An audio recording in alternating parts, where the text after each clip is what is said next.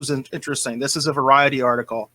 And I actually initially heard about this from our friends at Orville Nation from PJ. He was tweeting about this, and I found this really interesting.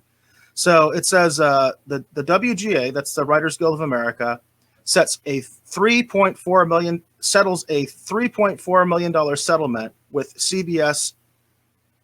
Wow, this is really messed up. CBS for All Access. So basically, I will paraphrase this. The Writers Guild of America has made a $3.4 million settlement with CBS All Access for streaming residuals.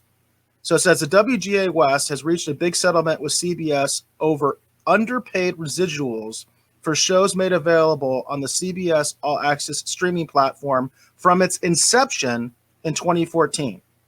The Guild disclosed in a letter to members Thursday that has negotiated a settlement worth $3.4 million to cover 62 series featured on the subscription streaming service that CBS unveiled in October 2014.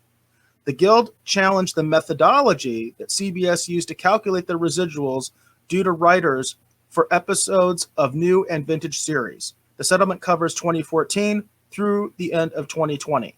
Now, we were talking about the complicated nature of this. That's what this came down to, is because I did read this article and I even read the letter that the Writers Guild sent to their members. Basically, what CBS was trying to do was basically say, well, these aren't on television, right? Like these aren't broadcast television shows.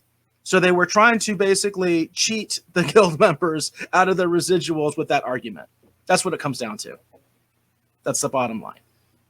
Well, we see that kind of happening all over the place too. You know what I mean? In lots of different ways where, the different companies are going, well, it's digital. It's not the same thing. Exactly. Like what do you mean it's the same thing? No, it's not. You know what I mean? It's curious how this idea keeps recircling, where the large companies are, these corporations, such and so forth, are trying to go, well, it's not the same thing. It's on the computer. It doesn't count. Right.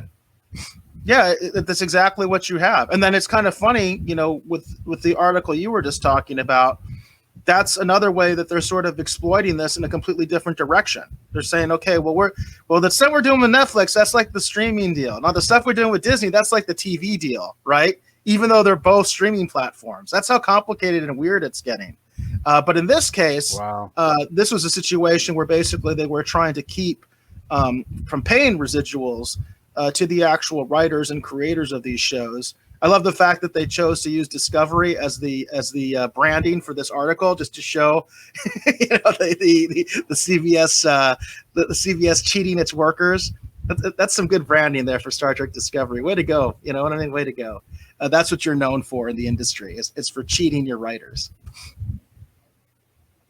Well, it's interesting because it makes me think of they worked at DC. We had these contracts we used to sign. It basically kind of every book had kind of like its own contract. It had its own thing, and then at one point there was some additional verbiage being added that was sort of like to try and cover what would happen with the digital rights, right? For things going to Comixology and whatever. And one of the nice things that DC did was they had a writer in there and they had a plan in there, so we could actually see some royalties from the digital sales, which was kind of nice. But I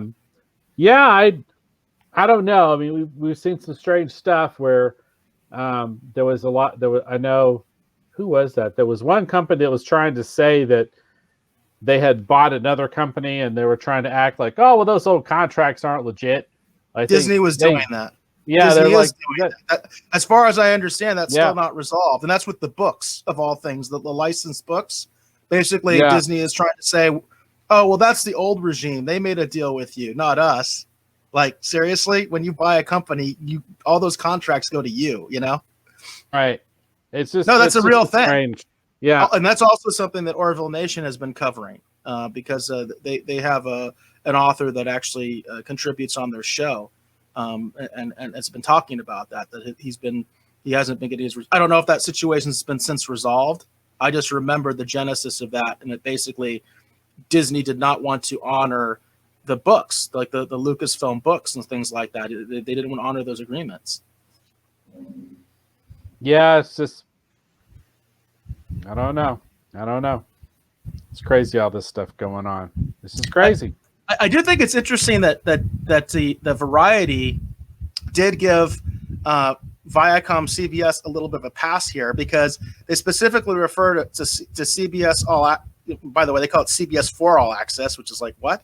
But they specifically reference CBS All Access as opposed to saying ViacomCBS or Paramount Plus, because there is no CBS All Access anymore. So it is kind of funny, just in my mind, the way they worded this this particular article to be, I guess, as minimally offensive as possible.